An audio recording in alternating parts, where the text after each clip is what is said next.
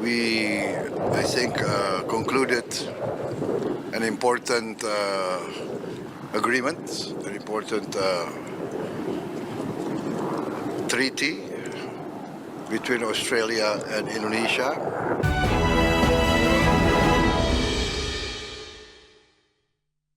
Kita ke informasi pertama pemirsa, Presiden Prabowo Subianto melakukan pertemuan dengan Perdana Menteri Australia Anthony Albanese di Kirkby House, Sydney.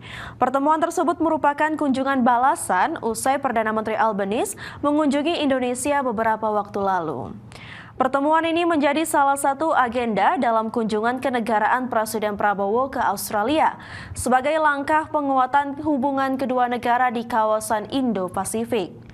Pertemuan ini berlangsung dalam format tertutup, menandakan pembahasan yang bersifat strategis antara kedua kepala pemerintahan. Adapun pertemuan ini dilakukan untuk memperdalam kerjasama di berbagai bidang, terutama di sektor ekonomi dan pembangunan, hubungan antar masyarakat, pertahanan dan keamanan, serta kemaritiman. Selain memperkuat fondasi kemitraan yang telah terjalin selama lebih dari 7 dekade, kedua pemimpin juga menaruh perhatian pada stabilitas kawasan Indo-Pasifik serta penguatan kapasitas industri strategis di tingkat bilateral. We, I think, concluded an important agreement, an important treaty between Australia and Indonesia, committing ourselves to close cooperation in the defense and security field, and essentially reaffirming our determination to enhance our friendship and to, as partners, as close neighbors, our determination to maintain the best of relationship in order to enhance and guarantee the security of both our countries. Sejak diberlakukannya Perjanjian Kemitraan Ekonomi Komprehensif Indonesia-Australia atau IACPA, volume perdagangan antara Indonesia dan Australia melonjak hampir 3 kali lipat. Adapun nilai total perdagangan Indonesia dan Australia mencapai 381,5 triliun rupiah. Indonesia dan Australia berkomitmen untuk memperkuat hubungan ekonomi yang telah terjalin erat selama beberapa tahun terakhir. Adapun hingga saat ini nilai total perdagangan kedua negara mencapai 35 miliar dolar Australia atau sekitar 381,5 triliun rupiah. Peningkatan ini menandai hasil nyata dari kolaborasi strategis yang telah berjalan dengan baik dalam 5 tahun terakhir. Sejak diberlakukannya Perjanjian Kemitraan Ekonomi Komprehensif Indonesia-Australia atau IACPA, volume perdagangan antara Indonesia dan Australia melonjak hampir 3 kali lipat. Melalui perjanjian ini, kedua negara berupaya memperluas jangkauan kerjasama di berbagai sektor, mulai dari perdagangan, investasi, hingga pengembangan kapasitas sumber daya manusia. Selain perdagangan, kerjasama di sektor investasi juga tumbuh signifikan. Australia kini tercatat menjadi salah satu dari 10 investor terbesar di Indonesia dengan peningkatan investasi langsung asing sebesar 30% sejak penerapan IACPA. Berbagai sumber IDX Channel. Sementara itu pemirsa, Menteri Investasi dan Hilirisasi Rosan Roslani mengungkapkan terdapat 5 perusahaan Australia yang siap berinvestasi di Indonesia.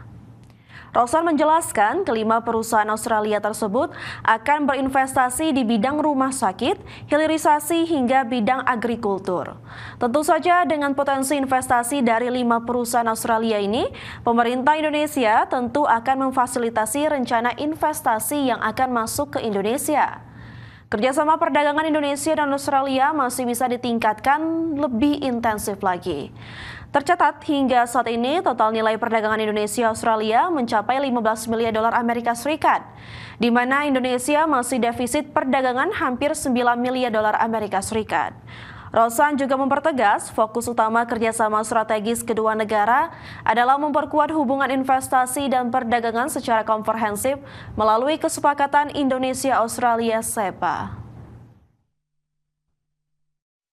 Tapi dari investasi, ya kebetulan saya baru mendarat dan langsung bertemu dengan 5 perusahaan hari ini, yang dimana mereka berinvestasi baik di bidang rumah sakit, ada 1 investasi di bidang rumah sakit dan 2 di bidang hilirisasi. 2 di bidang hilirisasi mereka sudah investasi di Indonesia dan ingin melakukan ekspansi, itu juga akan kita fasilitasi, dan juga untuk agriculture di bidang sapi ya, itu juga kerjasamanya kita sedang bangun juga, dan memang ada 1 investasi kita yang mungkin dari antara yang cukup besar yang base-nya ada di sini yang akan kita coba finalisasi. Keinformasi lainnya pemirsa, produksi minyak Indonesia hingga Oktober 2025 telah mencapai 605,8 ribu barel per hari, naik 4,94% dibandingkan periode Januari-Oktober 2024. Peningkatan produksi tersebut merupakan hasil dari optimalisasi sumur tua melalui penerapan teknologi modern, serta percepatan proyek-proyek Plan of Development yang tertunda selama bertahun-tahun. Dalam rapat kerjasama dengan Komisi 12 DPR RI, Menteri SDM Bahlil Lahadalia menyebut produksi minyak Indonesia hingga Oktober 2025 telah mencapai 605,8 ribu barel per hari, naik 4,94% dibandingkan periode Januari hingga Oktober 2024. Capaian tersebut menjadi sinyal positif di tengah tantangan alamiah sektor hulu migas, terutama karena banyak sumur tua yang membutuhkan investasi tambahan agar tetap produktif. Menurut Bahlil, peningkatan produksi tersebut merupakan hasil dari 2 strategi utama, yakni optimalisasi sumur tua melalui penerapan teknologi modern, serta percepatan proyek-proyek Plan of Development atau POD yang tertunda selama bertahun-tahun. Selain itu, pemerintah juga tengah mempercepat lelang wilayah kerja migas lebih dari 70 cekungan, serta memberikan legalitas bagi 45.000 sumur rakyat untuk mendorong produksi dan menciptakan lapangan kerja. Yang kedua, kami juga laporkan bahwa dalam APBN kita untuk produksi minyak kita di tahun 2025 itu sebesar 605.000 barel per day, dan kami laporkan di forum yang terhormat ini sampai dengan bulan Oktober kita sudah mencapai 605,8 ribu barel per day. Capaian lifting minyak hingga Oktober tercatat telah melampaui target lifting minyak dalam APBN 2025 sebesar 605 ribu barel per hari. Jakarta, Tim Liputan IDX Channel.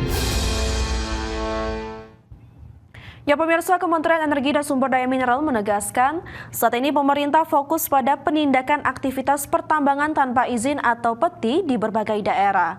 Salah satu fokus penegakan ada di wilayah Bangka Belitung dan sekitaran ibu kota Nusantara.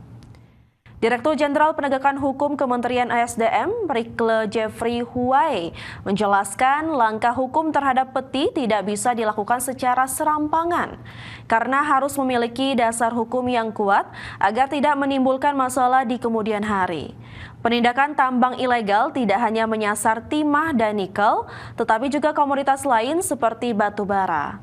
Rilke juga menyinggung adanya temuan di wilayah sekitar Mandalika, Nusa Tenggara Barat yang sempat disebut dalam laporan Komisi Pemberantasan Korupsi. Semua tambang yang dalam hutan yang bukaannya tidak setelah di-overlay tidak masuk dalam kawasan hutan, itu dilakukan penindakan. Terdekat sebenarnya Bangka Belitung. Sekarang kan lagi dinyatakan di Kalimantan Timur itu ada sekitar 6.000 ton. Itu kita koordinasi. Kita siapkan tim bersama juga untuk mendampingi sampai dekat untuk melihat kemungkinan mengenai penindakan. Di sekitar IKN juga? Sekitar IKN juga laporan dari Deputi, dari IKN.